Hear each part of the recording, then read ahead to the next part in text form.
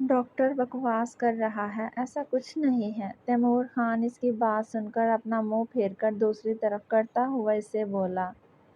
تبھی سالے نے ہاتھ بڑھا کر اس کے منہ کا رخ دوبارہ اپنی طرف کیا۔ ڈاکٹر بکواس نہیں کر رہا ہے، بکواس تم کر رہے ہو۔ میں نے پہلے بھی بہت بار نوٹ کیا ہے۔ دوا لیتے ٹائم تم مجھے کسی نہ کسی کام میں لگا دیتے ہو یا پھر کمرے سے باہر بھیج دیتے ہو۔ مجھے پورا یقین ہے تم اپنی دوا ٹھیک سے نہیں لے رہے ہو۔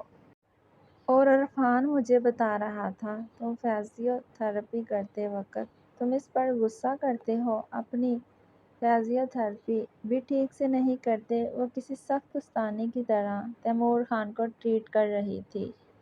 تیمور خان کو اپنا آپ کوئی نالائق اسٹوڈنٹ جیسا محسوس ہوا۔ تمہیں مجھ سے ایسے سختی سے بات نہیں کرنا چاہیے، میری طبیعت ٹھیک نہیں ہے۔ تیمور خان سالے کی بات گول کرتا ہوا اس کی توجہ اپنی طبیعت پر منتقل کرتا ہوا معصومیت سے بولا۔ یوں سارا دن بیڈ پر لیٹے رہنے سے یا وہیل چیئر پر بیٹھے رہنے سے تمہاری طبیعت کبھی ٹھیک ہو بھی نہیں سکتی خان۔ آج تمہیں خود سے کھڑے ہونے کی کوشش کرنا ہوگی، وہ بھی بغیر کسی سہارے کے۔ سالے تیمور خان کو دیکھتی ہوئی بولی۔ تو وہ حیرت سے سالے کو دیکھنے لگا۔ تمہیں معلوم ہے میں ایسا نہیں کر سکتا، درد ہوتا ہے مجھے ہاتھ پاؤں ہلانے میں۔ اندر لے کر چلو، اپنے کمرے میں جانا ہے مجھے۔ تیمور خان سالے کو دیکھتا ہوا بولا، جلدی سے بولا۔ اب اسے سالے سے ڈر لگ رہا تھا۔ اچھی بات ہے، دوسروں کو درد دینے والے کو خود بھی تکلیف کا اندازہ ہونا چاہیے۔ جب تک تم اپنے پیروں پر خود سے کھڑے ہو کر نہیں دکھا دیتے، اندر نہیں جاؤ گے۔ اور خبردار جو تم نے وہیل چیئر پر کوئی بٹن دبا کر خود اندر جانے کی کوشش کی۔ سالے اس طرح بولتی ہوئی تیمور خان کو بہت ظالم لگی۔ سالے تم سمجھنے کی کوشش کرو پلیز، میں اب اپنے پیروں پر کھڑا نہیں ہو سکتا، میری طبیعت بگڑ رہی ہے، پلیز مجھے کمرے میں لے چلو۔ وہ پریشان ہونے کے ساتھ ساتھ بے بسی سے بولا۔ سالے خاموشی سے اسے دیکھنے لگی۔ خان مجھے لگتا ہے ڈاکٹر ٹھیک کہہ رہا تھا، تم خود ٹھیک نہیں ہونا چاہتے، تم واپس زندگی کی طرف نہیں آنا چاہتے، تم اپنے ساتھ ایسا کیوں کر رہے ہو بتاؤ مجھے۔ سالے کو اب تشویش لاحق ہونے لگی۔ وہ جھک کر تیمور خان کو دونوں شانوں سے پکڑتی ہوئی اس سے پوچھنے لگی، میں اگر ٹھیک ہو گیا تو تم مجھے چھوڑ کر چلی جاؤ گی؟ ایسا کچھ بولا تھا نا تم نے مجھ سے؟ وہ اتنا بڑا مرد اس کے سامنے بولتے ہوئے ایک دم بچوں کی طرح رونے لگا۔ سالے خاموشی سے اسے روتا ہوا دیکھنے لگی۔ وہ جو دوسروں کو اپنے سامنے چاروں خانے چت کر دیتا تھا، آج وہ ایک کمزور سی لڑکی کے سامنے آنسو بہا رہا تھا۔ اگر آج تم نے بغیر کسی سہارے کے خود سے اپنے پیروں پر کھڑے ہونے کی کوشش نہیں کی تو میں تمہیں اس وقت چھوڑ کر چلی جاؤں گی خان۔ سالے تیمور خان کو دھمکی دیتی ہوئی بولی۔ وہ بے چارگی سے اسے دیکھنے لگا۔ سالے اس کے سامنے اپنے دونوں ہاتھ باندھ کر اس کے کھڑے ہونے کا انتظار کرنے لگی۔ تیمور خان بے بس نظروں سے سالے کو دیکھ رہا تھا۔ سالے نے باہر گیٹ کی طرف اپنا رخ کیا اور آگے قدم اٹھایا۔ سالے، تیمور خان نے ڈر کر اسے پکارا، جیسے وہ واقعی چلی ہی نہ جائے۔ سالے اس کی طرف سوالیہ نظروں سے دیکھنے لگے۔ تیمور خان نے بہت مشکلوں سے کانپتے ہاتھوں کے ساتھ وہیل چیئر کے دونوں ہینڈل تھامنے چاہے۔ اسے اپنے ہاتھ کی ہڈیاں جام اور زنگ آلود محسوس ہونے لگی۔ وہیل چیئر کے ہینڈل پکڑتے ہوئے اس کا چہرہ پسینے سے تر ہو چکا تھا۔ تکلیف کے ساتھ ساتھ ہاتھوں کو حرکت دینے میں اس کی بہت محنت صرف ہو رہی تھی۔ اس نے اپنے پیروں پر وزن ڈال کر اٹھنے کی کوشش کی، جس کے نتیجے میں وہ بری طرح ہانپ گیا تھا۔ نہیں کھڑا ہو سکتا میں، بالکل بھی نہیں کھڑا ہو سکتا، وہ درد سے کراہتا ہوا پھولی ہوئی سانسوں کے ساتھ نفی میں گردن ہلاتا ہوا بولا۔ تو سالے اس کی بات سن کر گیٹ کی طرف بڑھنے لگی۔ سالے نہیں، سالے رکو، مت کرو میرے ساتھ ایسا سلوک، میں نہیں رہ سکوں گا تمہارے بغیر، وہ بے بسی سے کہتا ہوا رونے لگا۔ اور صالح سے فریاد کرنے لگا، مگر صالح اس کی طرف دیکھے بغیر جیسے گیٹ کی طرف بڑھے جا رہی تھی۔ صالح وہ گیٹ کی طرف پہنچی تھی سے تیمور خان کی چیختی ہوئی آواز آئی۔ صالح نے مڑ کر تیمور خان کو دیکھا جو کہ وہیل چیئر سے اٹھ کر کھڑا ہو چکا تھا۔ اس نے اپنا ہاتھ صالح کی طرف آگے کو بڑھایا اور جیسے ہی قدم بڑھانا چاہا تو وہ گھاس پر گر گیا۔ صالح بھاگ کر اس کے پاس آئی تیمور خان کو سہارا دینے کے لیے۔ وہ خود بھی نیچے بیٹھ گئی۔ تیمور خان کے چہرے پر اب بھی خوف کے آثار نمایاں تھے کہ صالح اسے چھوڑ کر نہ چلی جائے، جبکہ صالح کے چہرے پر اطمینان تھا۔ کہیں نہیں جا رہی خان، میں تمہیں چھوڑ کر کہیں نہیں جا رہی۔ صالح اس کا چہرہ تھامتی ہوئی بولی اور تیمور خان کو سہارا دیتی ہوئی دوبارہ وہیل چیئر پر بیٹھنے لگی۔ بہت ضدی ہوتی جا رہی ہو تم روشی، کتنی بری بات ہے۔ آج تم نے ڈرائیور کو پھر یوں ہی خالی ہاتھ بھیج دیا، ایسا نہیں کرنا چاہیے تھا تمہیں۔ رخسانے بیڈ پر 3 ماہ کے حازم کو لیے بیٹھی اس سے باتوں میں مشغول تھی۔ حازم ہاتھ پاؤں چلاتا ہوا رخسانے کو اس کی باتوں کا رسپانس دے رہا تھا۔ زرین رخسانے کے پاس اس کے کمرے میں آتی ہوئی بولی، تو آپ کیا چاہ رہی ہیں تائی ماں؟ میں ڈرائیور کا پیغام سن کر اس کے ساتھ گاڑی میں بیٹھ کر حویلی چلی جاتی؟ رخسانے الٹا زرین سے پوچھنے لگے۔ حازم اپنی طرف توجہ ہٹتی دیکھ کر مزید زور زور سے ہاتھ پاؤں چلانے لگا۔ ہاں، تمہیں وہاں پر جانا چاہیے تھا کشمالہ کی بات سننے، نہ جانے وہ تم سے کیا کہنا چاہتی ہو۔ زرین رخسانے کے پاس بیٹھتی ہوئی اسے سمجھانے لگی، انہیں کیا کہنا ہوگا بھلا مجھ سے؟ ہو سکتا ہے میرے پہنچنے پر پھر کوئی نیا ڈرامہ کریٹ کر کے دوبارہ الزام لگا دے مجھ پر، کچھ بھی امید نہیں ہے ان سے۔ رخسانے نے زرین کی بات کا جواب دیتے ہوئے بیڈ پر لیٹے ہوئے حازم کو گود میں اٹھا لیا۔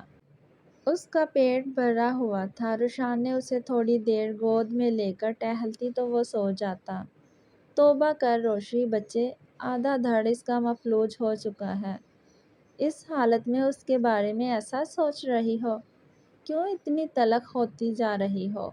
ایسی تربیت کی تھی میں نے تمہاری، میری جگہ اگر رباب زندہ ہوتی تو وہ بھی یہی بولتی۔ ایک دفعہ جا کر کشمالہ کی بات سناؤ، ساس ہی نہیں مامی بھی ہے وہ تمہاری۔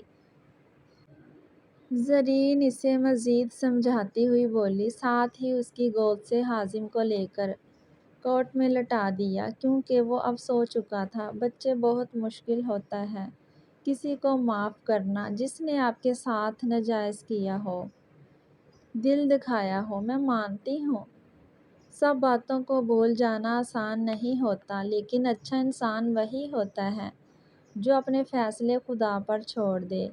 اب تھوڑی دیر خود بھی آرام کر لو، فجر کی جاگی ہوئی ہو۔ زرین رخسانے کو بولتی ہوئی کمرے سے جانے لگی تو رخسانے افسردہ سی ہونے لگی۔ 2 دن پہلے ہی تیمور خان نے اس سے اپنے کیے گئے عمل کی معافی مانگی تھی اور رخسانے نے اسے بری طرح جھڑک دیا تھا اور صاف کہہ دیا تھا کہ وہ اس سے کلام تک نہ کرے اور نہ ہی اس کے بچے کو گود میں لیا کرے۔ آپ کہاں پر جا رہی ہیں؟ زرین کو اپنے کمرے سے جاتا ہوا دیکھ کر رخسانے اس سے پوچھنے لگے۔ خان کے پاس جا رہی ہوں۔ کیوں؟ تمہیں کوئی کام ہے؟ زرین رک کر رخسانے سے پوچھنے لگی، جس پر رخسانے نفی میں سر ہلا کر بیڈ پر لیٹ گئی۔ 2 ماہ پہلے کشمالہ کا سیڑھیوں سے پاؤں پھسلا، جس کی وجہ سے اس کی بیک بون متاثر ہو گئی تھی۔ اسی دوران اس کی شوگر بھی کافی ہائی رہنے لگ گئی تھی۔ وہ 2 ماہ سے اب مسلسل بستر پر لگ چکی تھی۔ زگیم جو اس دن رخسانے کو لینے آیا تھا، اس کے بعد وہ دوبارہ نہیں آیا۔ نہ ہی ان دونوں کا کوئی کنٹیکٹ ہوا۔ البتہ حویلی سے آج ڈرائیور کو تیسری بار بھیجا گیا تھا کیونکہ کشمالہ رخسانے سے ملنا چاہتی تھی، مگر ہر بار کی طرح رخسانے نے آج بھی اسے خالی ہاتھ بھیج دیا تھا۔ حازم کو گود میں اٹھائے اس نے حویلی میں قدم رکھا جہاں سے اسے نکالا تھا۔ ارے رخسانے، تم آ گئی؟ آرزو پہلے اسے دیکھ کر حیران ہوئی، پھر مسکراتی ہوئی اس کی طرف بڑھی۔ रुशाने ने इशारे से उसे सलाम किया। दिलावेज भी रुशाने को देखकर इसके पास चली आई। वो तीनों बहनें इस वक्त हवेली में मौजूद थी। ये हाजिम है ना, मेरा भतीजा, मेरा गुड्डा, दो जल्दी से इसे मुझे। आरजू एक्साइटेड होती हुई बोली और रुशाने की गोद से हाजिम को ले लिया। अच्छा हुआ तुम आ गई, माँ काफ़ी याद कर रही थी तुम्हें। इनकी हालत अब बिल्कुल ठीक नहीं है, रुशाने दिलावेज रुशाने को बोल रही थी। मगर रुशाने की नज़र सीढ़ियों से उतरते हुए ज़गीम पर टिकी हुई थी, जो उसी पर अपनी नज़रें जुमाए सीढ़ियों से नीचे उतर रहा था।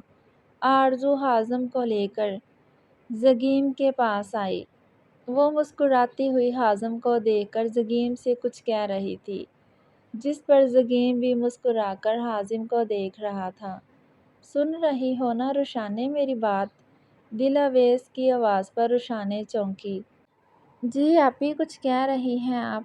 रुशाने दोनों बहन भाई की तरफ से नज़रें हटाती हुई दिलावेज से पूछने लगी। मैं कह रही थी माँ से एक बार मिल लो, वो बहुत ज़्यादा अज़ियत में है इस वक्त। दिलावेज रुशाने को देखकर अफसुर्दगी से बोली तो रुशाने दिलावेज के साथ कशमाला के कमरे में चल दी। इसने एक बार दोबारा हाजिम की तरफ देखा, जो कि अफरोज तोई की गोद में था। सीढ़ियों से गिरने के सबब कशमाला की बैकबोन मुतासर हुई थी, जिसकी वजह से वो उठ बैठ नहीं सकती थी। ऊपर से कशमाला की बदकिस्मती ये हुई, इसकी टांग पर अजीब सा जख्म बनता चला गया। शुगर हाई होने की वजह से वो जख्म फैलने लगा, जिसकी वजह से उसकी आधी टांग गल चुकी थी। इसकी आधी टांग काटना पड़ी। चंद दिन गुजरने के बाद फिर वैसे ही जख्म इसकी दूसरी टांग पर भी फैलता चला गया, जिसमें से हर वक्त पिस निकलता और खून रसता रहता। अब उसमें इतनी ताकत नहीं बची थी कि वो अपनी दूसरी टांग भी कटवा देती। वो अपनी पर हालत पर खुद चीखें मार मार कर रोती, अल्लाह से तौबा करती और सबसे माफ़िया मांगती। मैंने तेरे साथ बहुत बुरा किया।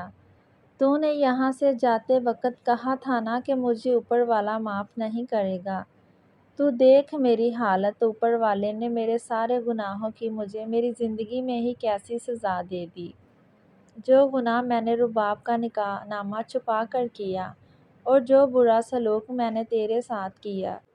ए ज़गीम, वहाँ क्यों खड़ा है? यहाँ आ मेरे पास। कशमाला रोती हुई रुशाने से बोल रही थी। इसे मालूम ही नहीं हुआ कब ज़गीम कमरे में आ गया। रुशाने ने पलटकर देखा, वहाँ पर ज़गीम ही नहीं, फ़िरोज़ जतोई, शमशीर जतोई के अलावा पलवशा और आरज़ू भी कमरे में मौजूद थी।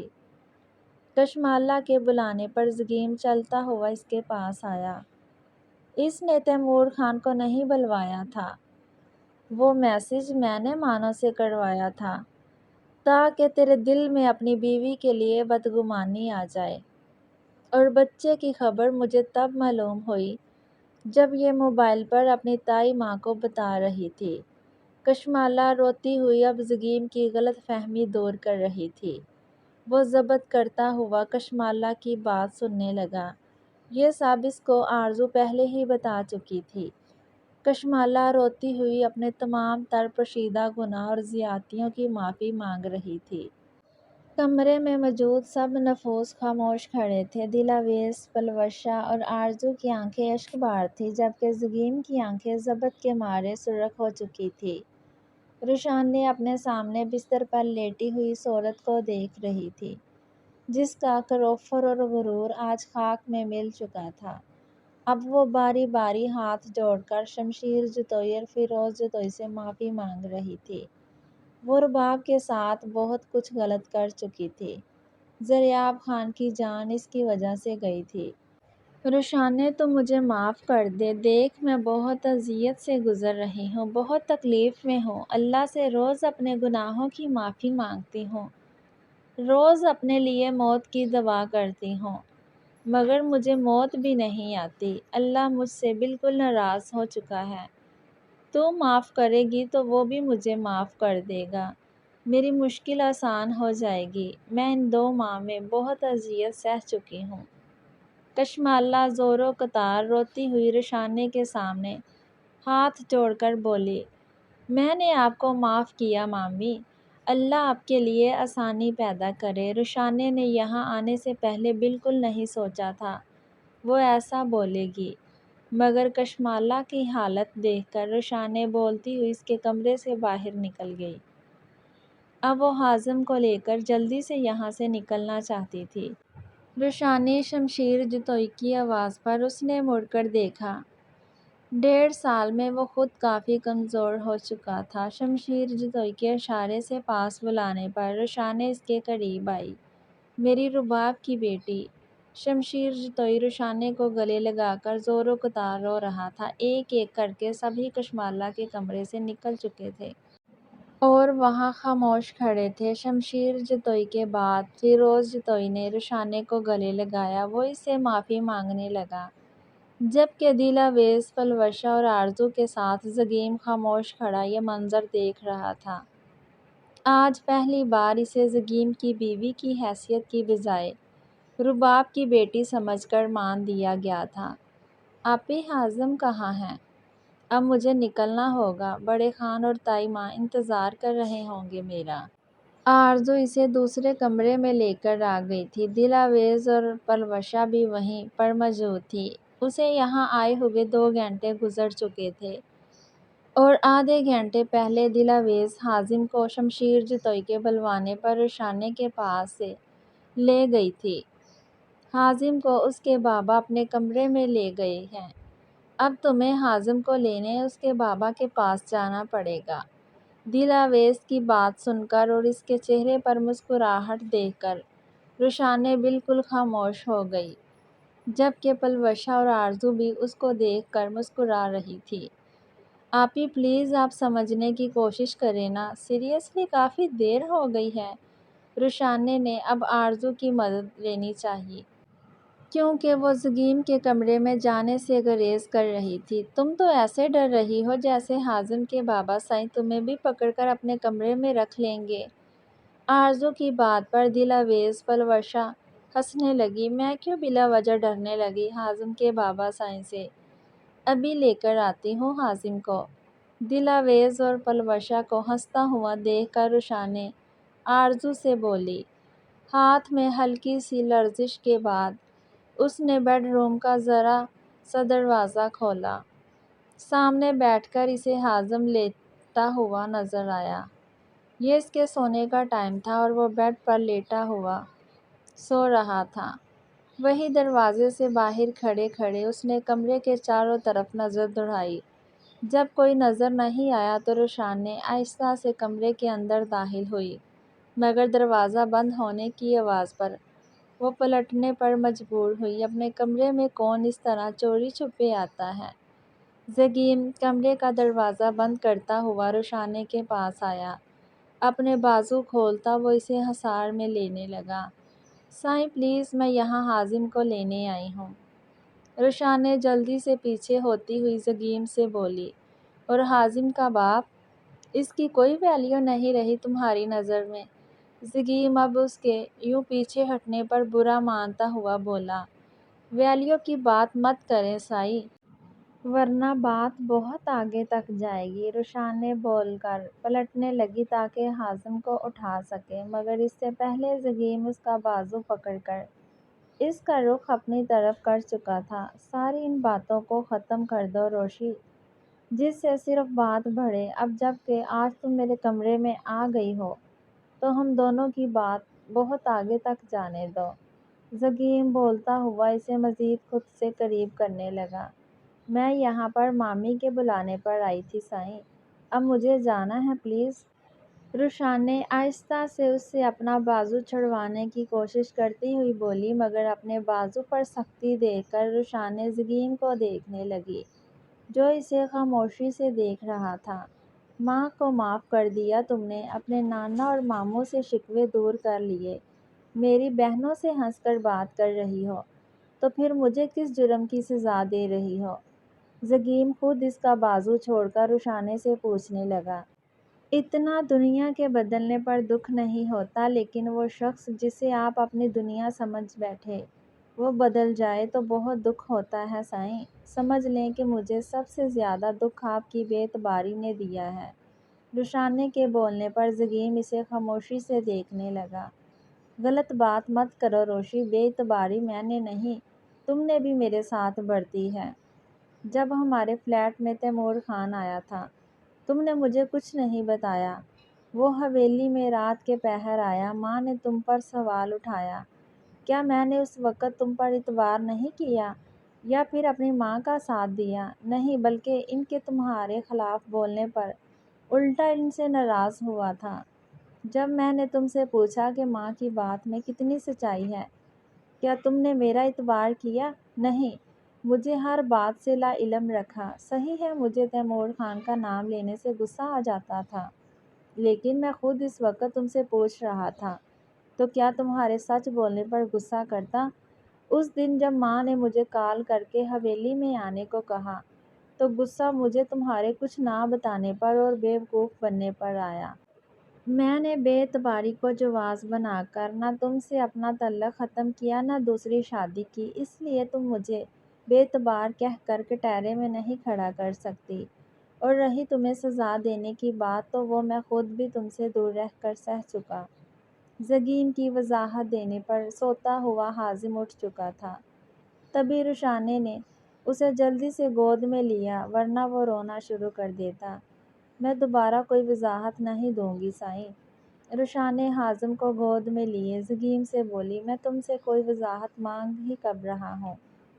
جو گزر گیا ہے اسے فراموش کر کے ہمیں ایک دوسرے کو دیکھنا چاہیے، اپنے بیٹے کا سوچنا چاہیے۔ زگیم رشانے کی گود میں حازم کو دیکھتا ہوا بولا، جو کہ نیند میں خلل پیدا ہونے کے باعث ابھی بھی اپنی آنکھیں مسلسل رہا تھا۔ مجھے واپس جانا ہے سائیں، تائمہ میرا انتظار کر رہی ہوں گی۔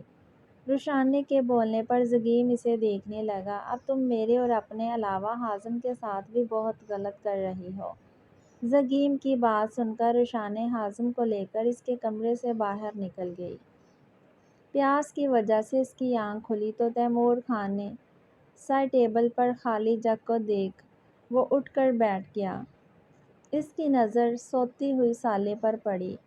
کمرے میں ہیٹر آن ہونے کی باوجود کمرے کا درجہ حرارت کم تھا۔ وہ صوفے پر اپنی گرم شال پاؤں تک سالے سمیٹی ہوئی لیٹی تھی۔ تیمور خان اپنا کمفرٹر اتارتا ہوا بیڈ سے اٹھ کر کھڑا ہوا۔ وہ اپنی پیاس کو فراموش کر کے کمفرٹر ہاتھ میں لیتا ہوا سوتی ہوئی سالے کے پاس آیا۔ فزیو تھراپسٹ سے زیادہ سالے کی کوششوں کا نتیجہ تھا کہ وہ آہستہ آہستہ اب چلنے کے قابل ہونے لگا تھا۔ فزیو تھراپسٹ کے علاوہ سالے سے خود بھی ہلکی پھلکی ایکسرسائز کرواتی۔ وہ تھکنے لگ جاتا تو اس کی ہمت بڑھانے کے لیے خود اس کے ساتھ اسٹیپ کرتی۔ ڈاکٹر کی تجویز کردہ ٹیوب سے اس کے ہاتھ پاؤں پر مساج کرتی، اس کے ساتھ خود آہستہ آہستہ لان میں چہل قدمی کرتی۔ وہ اوپر کمزور رکھنے والی لڑکی اندر سے اتنی باہمت تھی، یہ تیمور خان کو اب اندازہ ہو رہا تھا۔ گرمائش کا احساس فراہم ہوتے ہی سالے نے آنکھیں کھول کر اپنے اوپر کمفرٹر کو دیکھا۔ صوفے پر اس کے سامنے تیمور خان بیٹھا اسی کو دیکھ رہا تھا۔ تمہیں اٹھنے کی کیا ضرورت تھی خان؟ میری تو بس تھوڑی دیر کے لیے آنکھ لگ گئی تھی۔ سالے تیمور خان کو بولتی ہوئی اٹھنے لگی۔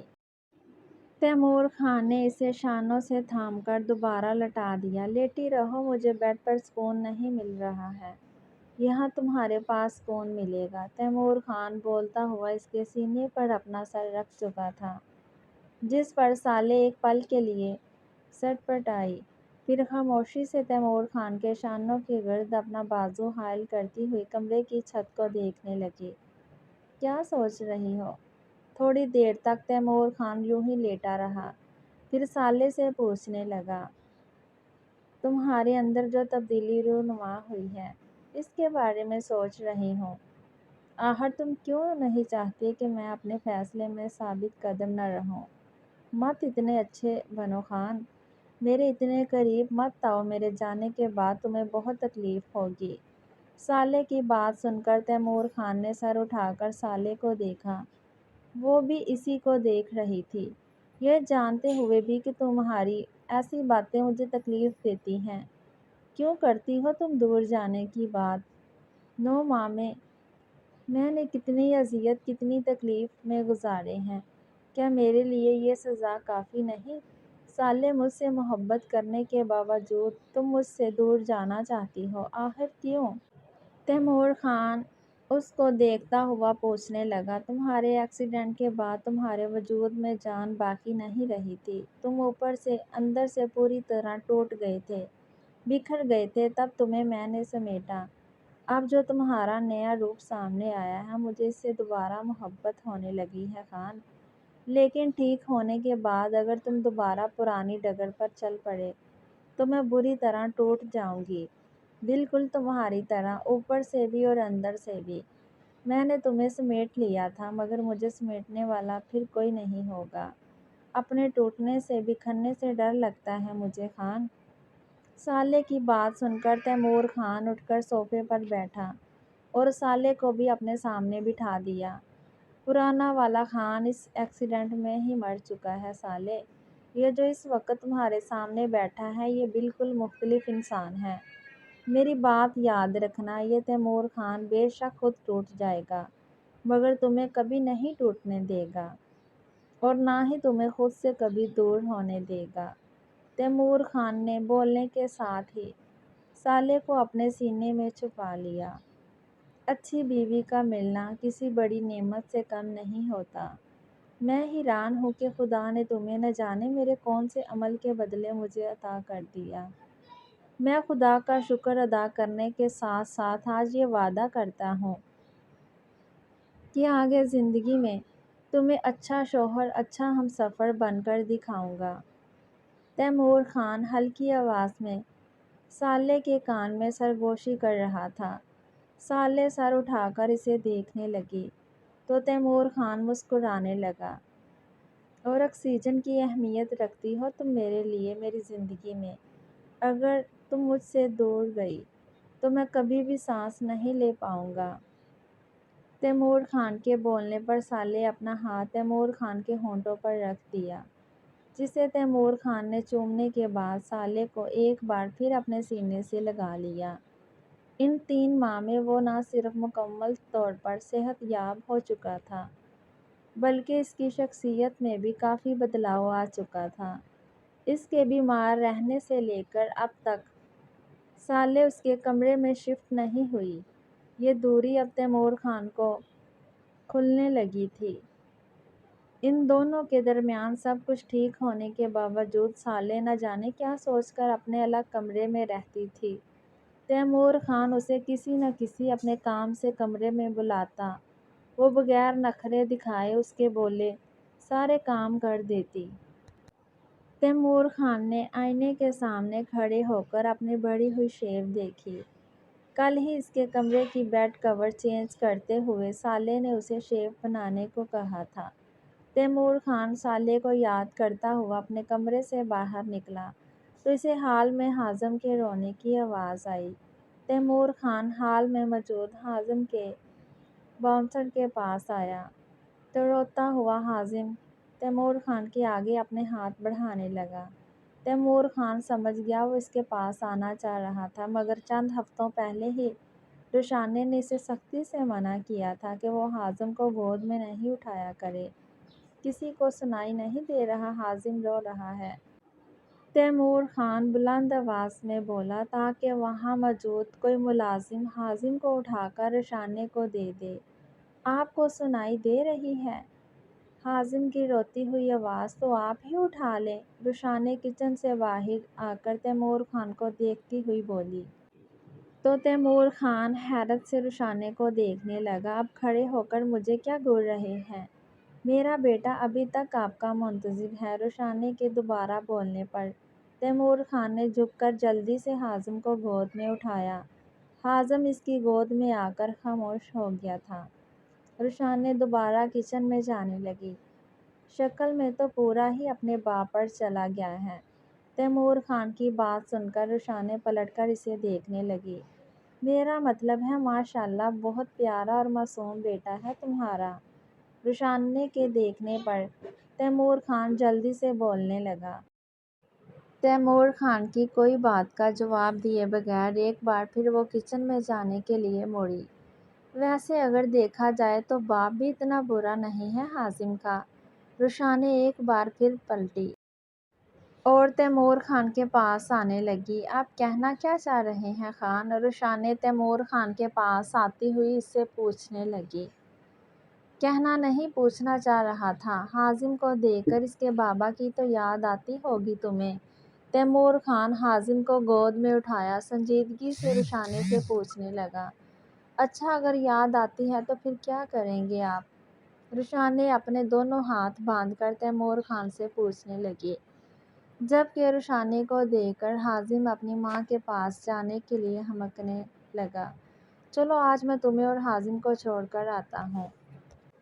حازم کے بابا کے پاس ویسے بھی یہ کام میں نے ہی بگاڑا تھا، تو اب مجھے ہی سنوارنا چاہیے۔ تیمور خان سنجیدگی سے اپنا ارادہ بتانے لگا تو روشانے نے آگے بڑھ کر حازم کو اس کی گود سے لیا۔ زیادہ ہیرو بننے کی ضرورت نہیں ہے آپ کو جو بگڑے کام سنوارنے نکل جائیں۔ میں کوئی گری پڑی نہیں ہوں کہ کوئی بھی مجھے اپنے گھر سے نکل جانے کا کہہ دے اور میں خود ہی منہ اٹھا کر اس کے پاس چلی جاؤں۔ روشانے تیمور خان کو بولتی ہوئی حازم کو لے کر اپنے کمرے میں چلے گئی۔ ویسے بات تو ٹھیک ہے، تیمور خان منہ میں بڑبڑایا۔ سالے بی بی کو ذرا میرے کمرے میں بھیجو۔ وہاں سے گزرتی ہوئی ملازمہ کو دیکھ کر تیمور خان بولا اور اپنے کمرے میں جانے لگا۔ تیمور خان نے سوچ لیا تھا کہ آج وہ سالے کو اپنے کمرے میں اس کے تمام سامان کے ساتھ شفٹ ہونے کا کہے گا۔ یقیناً وہ اسی کے بولنے کی منتظر ہو، جیسے روشانے دوبارہ اپنے شوہر کی آمد کی منتظر تھی۔ پر چھوٹے خان، وہ تو اس وقت حویلی میں موجود نہیں ہیں بلکہ آج صبح ہی اپنی خالہ کی طرف چلے گئی ہیں۔ ملازمہ کے بتانے پر تیمور خان ایک دم خاموش ہوا اور سامنے ڈائننگ ٹیبل پر رکھے کنٹری سیٹ میں سے سب سے بڑی چھری نکالنے لگا۔ فون کرو اسے اور کہو خان نے فوراً بلایا ہے۔ تیمور خان ملازمہ کو حکم دیتا ہوا چھری لے کر اپنے کمرے میں چلا گیا۔ کہاں ہے خان؟ سالے گاڑی سے اتر کر تیز قدم اٹھاتی ہوئی حویلی کے اندر آئی اور راستے میں آتی ہوئی ملازمہ کو مخاطب کرتی ہوئی پوچھنے لگی۔ وہ جی بڑی چھری لے کر اپنے کمرے میں چلے گئے ہیں اور اندر سے کمرے کا دروازہ بند کر لیا ہے۔ میرے دروازہ کھٹکھٹانے پر کھول بھی نہیں رہے ہیں۔ آپ چل کر دیکھیں، میں زرین بی بی کو بلا لاتی ہوں۔ ملازمہ حواس باختہ سے سالے کو بتانے لگی۔ اس کے فون کرنے پر سالے 10 منٹ کے اندر حویلی پہنچ چکی تھی۔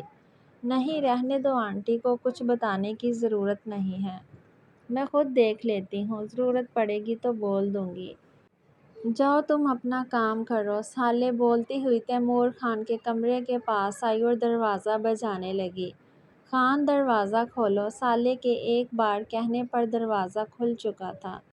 سالے کمرے کے اندر داخل ہوئی۔ سامنے میز پر چھری اور فروٹ باسکٹ میں سے فروٹ کٹا ہوا دیکھا تو تیمور خان کو گھورنے لگی۔ یہ کیا بچوں والی حرکت ہے خان؟ میں کتنے دنوں بعد اپنی خالہ سے ملنے گئی تھی، یہ کون سا طریقہ ہے مجھے وہاں سے بلوانے کا؟ سالے تیمور خان پر بگڑتی ہوئی پوچھنے لگی۔ میں بچوں والی حرکتیں تب تک کرتا رہوں گا جب تک تم ماؤں والی حرکتوں سے باز نہیں آؤ گی۔ مجھے بتا کر نہیں جا سکتی تھی؟ میں کون سا روک لیتا؟ تیمور خان اس کے غصے کی پرواہ کیے بغیر اطمینان سے بولا۔ تمہارا مطلب ہے میں تم سے پوچھ کر تمہیں بتا کر تمہیں اجازت لے کر جاتی؟ سالے اپنے دونوں ہاتھ باندھ کر ابرو اچکاتی ہوئی تیمور خان کے قریب آ کر پوچھنے لگی۔ ایسا کرنے میں کوئی مضائقہ بھی نہیں ہے؟ بیوی ہو تم میری، تو پھر مجھ سے اجازت لیتے ہوئے جھجک کیسی؟ تیمور خان اس کا شفاف چہرہ دیکھتا ہوا بولا، جس کی بنا اب اس کا گزارا نہیں تھا۔ میں کیوں جھجکنے لگی؟ تمہاری باتوں اور حرکتوں سے فضول میں مجھے پریشان کر کے رکھ دیا۔ سالے اس سے شکوہ کرتی ہوئی بولی اور کمرے سے جانے لگی۔ تب تیمور خان نے اس کی پشت سے سالے کو اپنے حصار میں لیا۔ ابھی میں نے وہ باتیں اور حرکتیں کی ہی کہاں ہیں جس سے تم مجھ سے شرماؤ؟ تیمور خان نے بولتے ہوئے اپنے ہونٹ اس کے گال پر نرمی سے رکھے۔ مجھے شرماتا ہوا دیکھ کر تمہاری کون سی حسرت پوری ہونے والی ہے خان؟ پیچھے ہٹو۔ مجھے بیوقوفوں کی طرح شرمانا ورمانا بالکل نہیں آتا۔ سالے اس کا حصار توڑتی ہوئی بولی، مگر دوسرے ہی پل تیمور خان اسے کھینچ کر اپنی گرفت میں لے چکا تھا۔ وہ اس کی گردن پر جھکتا ہوا اپنی دیوانگی دکھانے لگا۔ کیا ہو گیا ہے خان تمہیں اچانک؟ چھوڑو مجھے۔ سالے اس کے اس قدر جذباتی اقدام پر اچھی خاصی بکھلاتی ہوئی بولی۔ زمین پر اپنے گرے ہوئے دوپٹے کو دیکھ کر وہ تیمور خان کے پیچھے ہٹنے کا انتظار کیے بنا سے پیچھے دھکیلنے لگی۔ تو آ ہی گئی تھوڑی بہت شرم؟ تیمور خان اپنی مسکراہٹ چھپاتے ہوئے سالے کا سرخ چہرہ دیکھ کر پوچھنے لگا۔ جی نہیں، ایسی کوئی بات بھی نہیں ہے۔ یہ جو تم نے اپنے چہرے پر جنگل اگایا ہوا ہے نا، یہ چبھ رہا تھا مجھے۔ میں نے کل بھی کہا تھا تم سے شیو بنا لینا، مگر میری تو کوئی بات ماننی ہی نہیں ہے تم نے۔ اچھا ہی ہوگا جو میں تمہیں چھوڑ کر دور چلی جاؤں۔ سالے اپنی شرم ظاہر کیے بنا تیمور خان پر سارا ملبہ گراتی ہوئی اسے دھمکی دینے لگی۔ دور جانے کی دھمکی مت دیا کرو میری جان۔ تمہارے خان کا مضبوط دل اس معاملے میں بالکل کمزور ہے۔ وہ تمہاری دوری بالکل برداشت نہیں کر پائے گا۔ ایک بار پھر بستر سے لگانا چاہتی ہو اپنے خان کو؟ تیمور خان اسے دوبارہ اپنے حصار میں لے کر پوچھنے لگا۔ زیادہ ڈرامے کرنے کی ضرورت نہیں ہے۔ اپنے اس کمزور دل کو تھوڑا مضبوط بناؤ۔ جاؤ جا کر شیو بناؤ۔ سالے ایک بار پھر اس کا حصار توڑتی ہوئی تیمور خان سے بولی۔ بڑھی ہوئی شیو سے تمہیں پرابلم ہے؟ شیو تمہیں چبھتی ہے اس لیے تم ہی بنا دو، ورنہ مجھے تو یوں ہی مجنوں بنے رہنا پسند ہے۔ تیمور خان بولتا ہوا جا کر صوفے پر بیٹھ گیا۔ سالے تیمور خان کو گھورنے لگی۔ جس کے لیے تم مجنوں بنے ہوئے ہو وہ تمہیں اپنے بیٹے کا ماموں بنا چکی ہے۔ سالے تیمور خان کے پاس آ کر اس سے مذاقاً بولی۔ یقیناً اس کا اشارہ رشانے کی طرف تھا۔ خان کیا کر رہے ہو؟ چھوڑو مجھے۔ سالے واش روم میں شیونگ کٹ لینے جانے لگی۔ اس سے پہلے تیمور خان اس کی کلائی پکڑ چکا تھا۔ پہلے بتاؤ کس کے لیے مجنوں بنا ہوا ہوں میں؟ سختی سے کلائی پکڑے ہوئے وہ بہت نرمی سے سالے سے پوچھنے لگا۔ جس پر سالے کو ہنسی آ گئی۔ میرے سر کے تاج، آپ مجھ ناچیز کے لیے ہی مجنوں بنے ہوئے ہیں۔ اگر اپنی کنیز کو اجازت دیں تو وہ آپ کی شیو بنا دے تاکہ آپ کا چاند چہرہ صاف دکھنے میں نظر آئے۔ سالے کی بات سن کر تیمور خان اس کی کلائی چھوڑ چکا تھا، مگر ایک بار پھر وہ اس کی گرفت میں موجود تھی۔ رشانے مجھے اپنے بیٹے کا ماموں بنا چکی ہے اور تم جلدی سے مجھے اپنے بچوں کا باپ بنانے کا سوچو۔ اس لیے شرافت سے اپنے سارے سامان کے ساتھ آج رات ہی میرے کمرے میں شفٹ ہو جاؤ۔ تیمور خان اب سنجیدگی سے اسے دیکھتا ہوا بولا۔ آپ کا حکم سر آنکھوں پر میرے پیارے خان، اور کچھ کہنا چاہیں گے یا پھر میں شیونگ کٹ لے کر آ جاؤں؟ سالے جس انداز میں بولی تیمور خان کو ہنسی آنے لگی۔ نہیں، اب جو بھی کہنا یا حکم دینا ہوگا وہ رات میں، جب تم میرے کمرے میں ہمیشہ کے لیے آ جاؤ گی۔ تیمور خان نے کہتے ہوئے سالے کو اپنی گرفت سے آزاد کیا۔ وہ مسکراتی ہوئی پیچھے ہٹی۔ تیمور خان بھی مسکرانے لگا۔ اس دن وہ حویلی سے کشمالہ کو معاف کر کے واپس آ گئی تھی، مگر 2 دن بعد ہی کشمالہ کی فوتگی کی خبر سن کر اسے واپس جانا پڑا۔ ہاضم کی طبیعت خرابی کی وجہ سے وہ زیادہ دیر تک ٹھہر نہیں پائی تھی۔ دلاویز، پلوشہ، آرزو اور شمشیر جتوئی سے مل کر واپس آ چکی تھی۔ اس کی نظروں نے زگیم کو تلاش کرنا چاہا تھا، مگر زگیم اسے کہیں دکھائی نہیں دیا۔ آج اس بات کو پورے 2 ہفتے گزر چکے تھے۔ جب اس نے کشمالہ کو معاف کر دیا تھا تو پھر تیمور خان سے وہ کیا گلہ رکھتی؟ آج صبح تیمور خان سالے کے ساتھ چند دن چھٹیاں گزارنے شہر کے لیے روانہ ہوا تھا، جبکہ سردار اسماعیل خان اور زرین اپنے کسی جاننے والے کی طرف گئے تھے۔ تھوڑی دیر تک وہ کبریٰ خاتون کے پاس بیٹھ کر حازم کو لے کر واپس اپنے کمرے میں آ گئی تھی۔ حازم کا پیٹ بھر کر اس کو سلانے کے بعد وہ شاور لینے چلے گئی۔ تب اسے محسوس ہوا جیسے کمرے میں کوئی آیا ہے۔ کمرے میں کون موجود ہے؟ ذرا میرے کپڑے تو دو۔ کمرے میں موجود ملازمہ کے خیال سے رخسانے اس سے اپنے کپڑے مانگنے لگی۔ تھوڑی دیر بعد اسے کپڑے پکڑا دیے گئے، مگر یہ اس کے منتخب کردہ کپڑے ہرگز نہیں تھے جو اس نے بیڈ پر شاور لینے سے پہلے رکھے تھے۔ یہ لائٹ پرپل کلر کا ڈریس تھا، یعنی وہ کلر جو زگیم کو اس کے اوپر اچھا لگتا، جس سے شہر میں اس کا وارڈروب بھرا ہوا تھا۔ بے خیالی میں سوچتی ہوئی وہ کپڑے پہن کر واش روم سے باہر نکلی۔ بیڈ پر سوتے ہوئے حازم کے قریب وہ زگیم کو بیٹھا دیکھ کر ایک دم ڈر گئی، ساتھ ہی ناول اس کے ہاتھ سے چھوٹ کر نیچے گر گیا۔ کیوں آئے ہیں آپ یہاں پر؟ رخسانے کے پوچھنے پر زگیم چلتا ہوا اس کے پاس آیا، جو بغیر دوپٹے کے گیلے بالوں میں حیرت زدہ سی اس کے سامنے کھڑی تھی۔ یہ بھی معلوم ہو جائے گا کہ کیوں آیا ہوں میں یہاں پر، پہلے آپ نے دوپٹہ تو لو۔ وہ رخسانے کے قریب آ کر جس طرح اس کے سراپے کو نظر بھر کر دیکھتا ہوا بولا، تو رخسانے فوراً بیٹھ کر موجود اپنا دوپٹہ پھیلا کر اوڑھنے لگی۔ فیڈ کروایا ہے حازم کو؟ وہ رخسانے کو دیکھے بغیر بیڈ پر سوئے حازم کی طرف بڑھتا ہوا رخسانے سے پوچھنے لگا۔ جی تھوڑی دیر پہلے ہی۔ یہ کیا کر رہے ہیں آپ سائیں؟ حازم کو چھوڑیں، وہ دوپٹہ اوڑھتے ہوئے زگیم کو جواب دے رہی تھی۔ اچانک زگیم حازم کو گود میں اٹھاتا ہوا کمرے سے باہر نکلنے لگا تو رخسانے دوڑ کر زگیم کے پیچھے آئی۔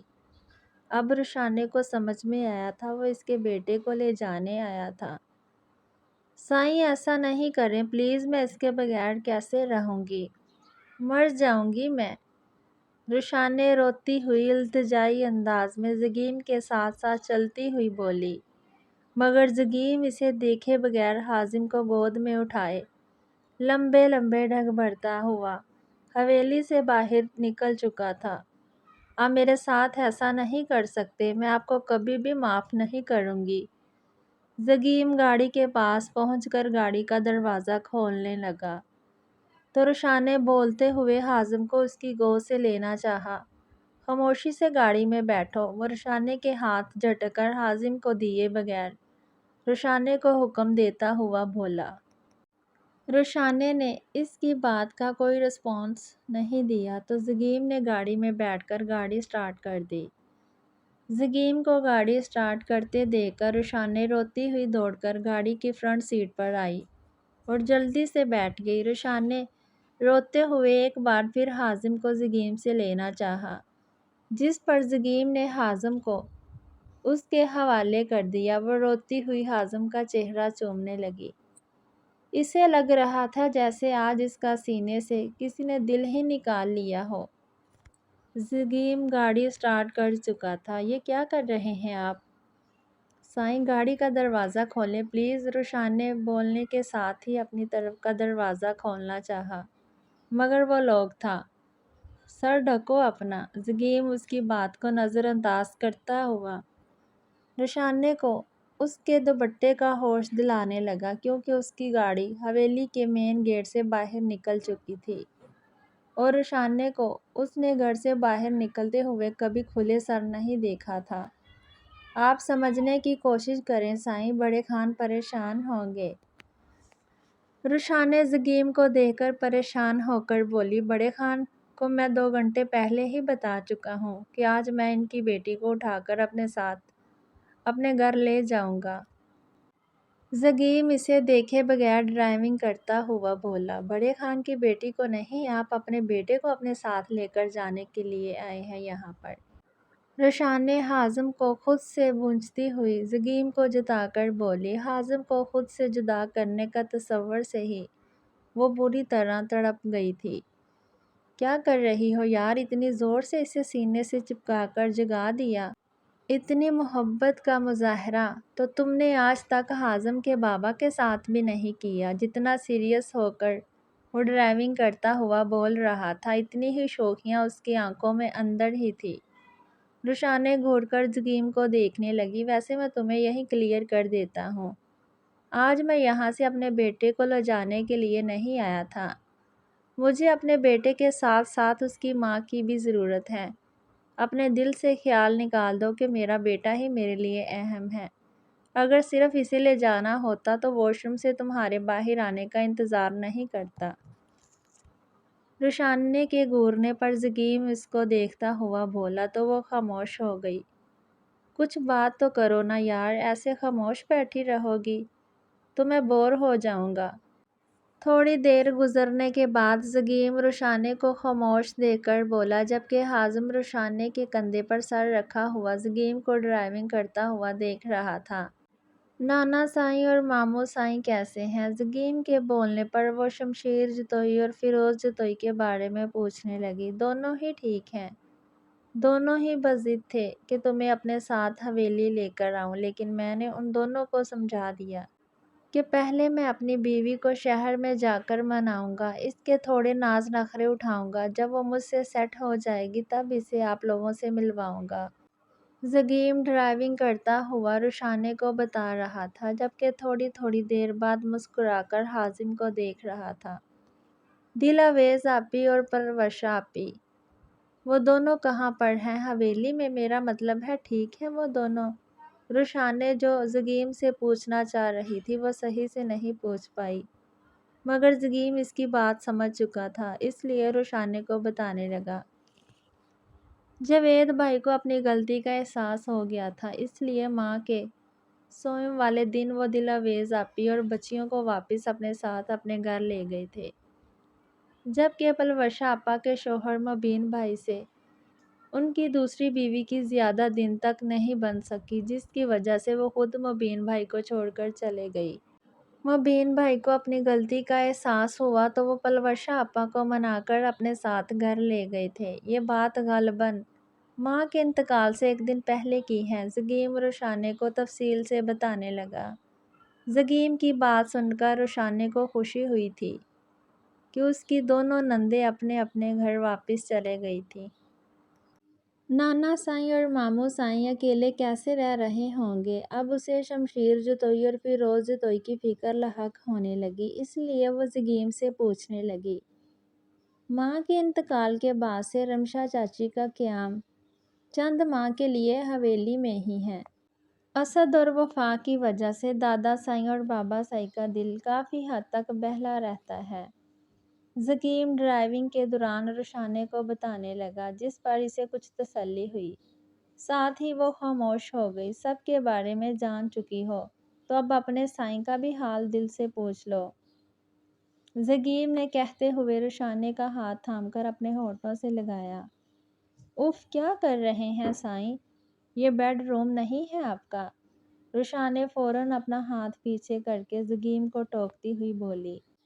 تمہیں کیا لگ رہا ہے اپنے بیڈ روم میں جا کر یہ چھوٹی موٹی کارروائیوں پر گزارا کروں گا؟ زگیم معنی خیز نظروں سے اسے دیکھتا ہوا پوچھنے لگا، جس پر رشانے بغیر کوئی جواب دیے کھڑکی سے باہر دیکھنے لگی۔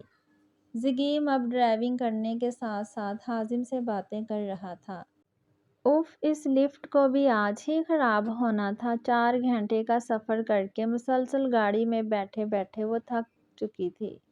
لفٹ کو خراب دیکھا تو رشانے اچھا خاصا چیخ کر بولی، تو اتنا چڑ کیوں رہی ہو؟ آ جاؤ، اپنے بیٹے کے ساتھ ساتھ تمہیں بھی گود میں اٹھا لیتا ہوں۔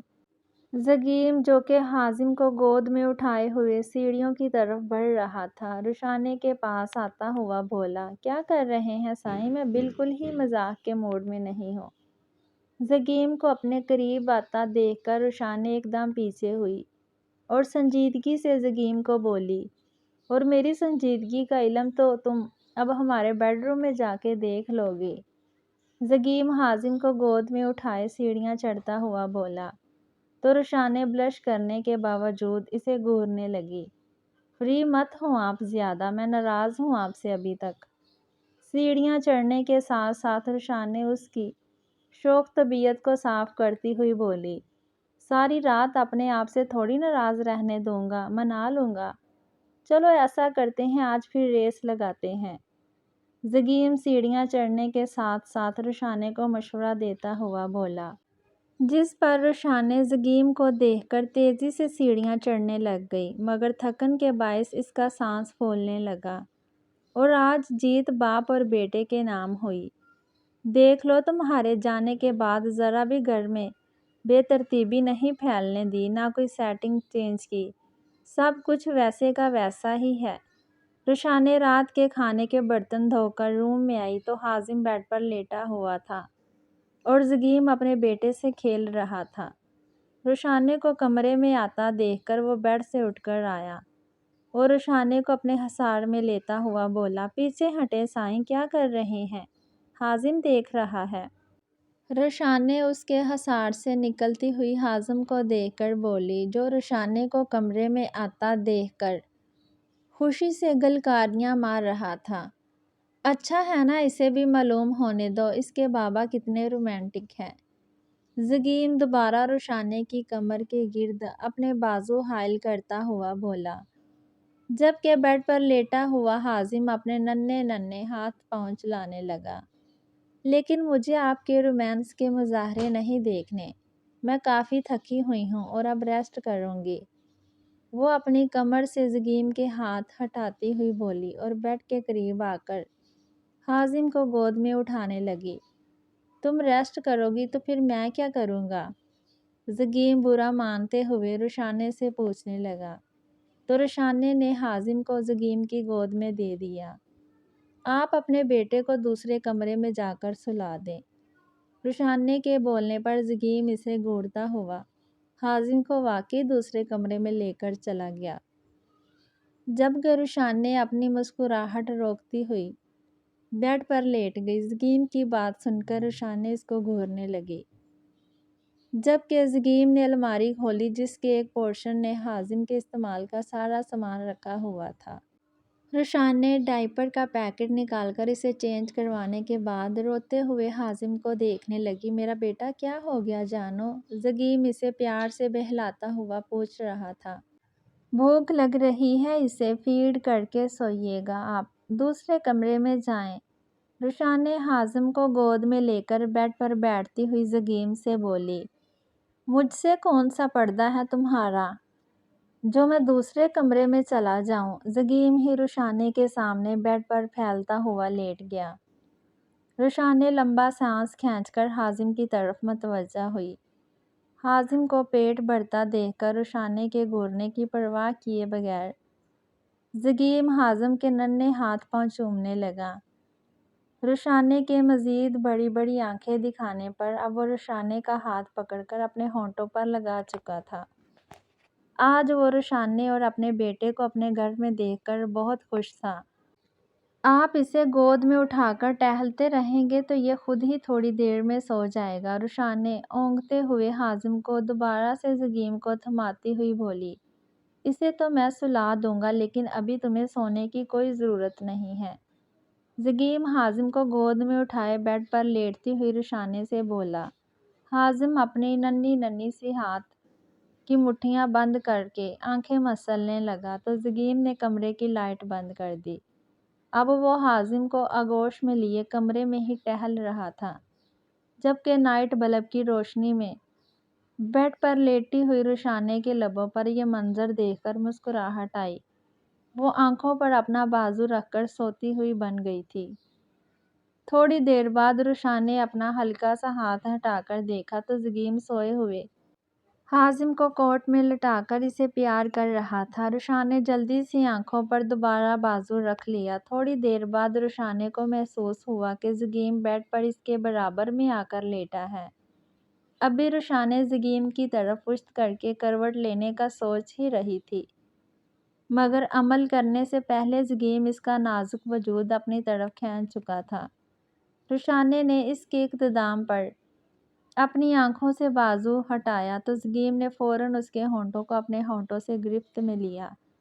اس سے پہلے روشانے اسے پیچھے کرتی وہ روشانے کی دونوں کلائیاں قابو کر چکا تھا۔ کتنے ہی پل یوں ہی گزر گئے مگر اس کے تشنہ لب ابھی بھی پیاسے تھے۔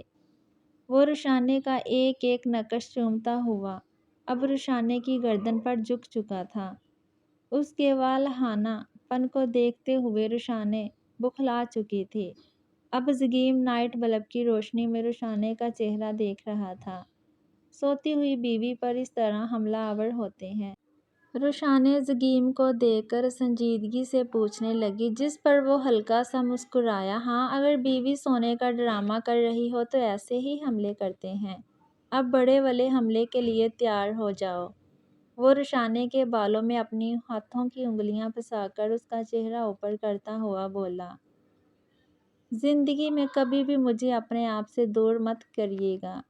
روشانے کی بات سن کر زگیم اپنے ہونٹ روشانے کی پیشانی پر رکھتا ہوا بولا۔ ایسا اب کبھی بھی نہیں کر سکتا۔ چاہو تو کتنی ہی بڑی قسم لے لو۔ روشانے کو محسوس ہوا جیسے زگیم اس کو سزا دے کر خود بھی پچھتا رہا تھا۔ میری ایک بات مانیں گے؟ روشانے اس کے گال پر ہاتھ رکھتی ہوئی پوچھنے لگی۔ زگیم اس کا ہاتھ چوم کر روشانے کا نازک سراپا اپنے حصار میں لے لیتا ہوا بیڈ پر لیٹ گیا۔ کچھ بھی کہہ دو مان لوں گا مگر یہ مت کہنا کہ ابھی نیند آ رہی ہے۔ زگیم اسے آنکھیں دکھاتا ہوا بولا تو روشانے ہنسنے لگی۔ کیا آپ خان کو معاف کر سکتے ہیں؟ روشانے بولنے کے بعد زگیم کے تاثرات دیکھنے لگی جو کہ بالکل خاموش ہو گیا تھا۔ وہ یہ نہیں چاہتی تھی کہ ان دونوں کے بیچ دوستی ہو جائے، بس ان دونوں خاندانوں کے بیچ کی دشمنی ختم ہو جائے، یہی اس کے لیے بہت تھا۔ جب تم ماں کو معاف کر سکتی ہو تو میں بھی تیمور خان کو معاف کر سکتا ہوں۔ زگیم کے بولنے پر روشانے مسکرا کر اس کے سینے پر سر رکھ دیا۔ زگیم اس کو اپنے حصار میں لیتا ہوا اپنے اور روشانے کے درمیان دوریاں مٹانے لگا۔ اگر آپ کو یہ ناول اچھا لگا ہے تو پلیز لائک، شیئر اور پیارا سا کمنٹ ضرور کیجیے گا۔ اللہ آپ سب کو اپنی رحمت کے سائے میں رکھے، آمین۔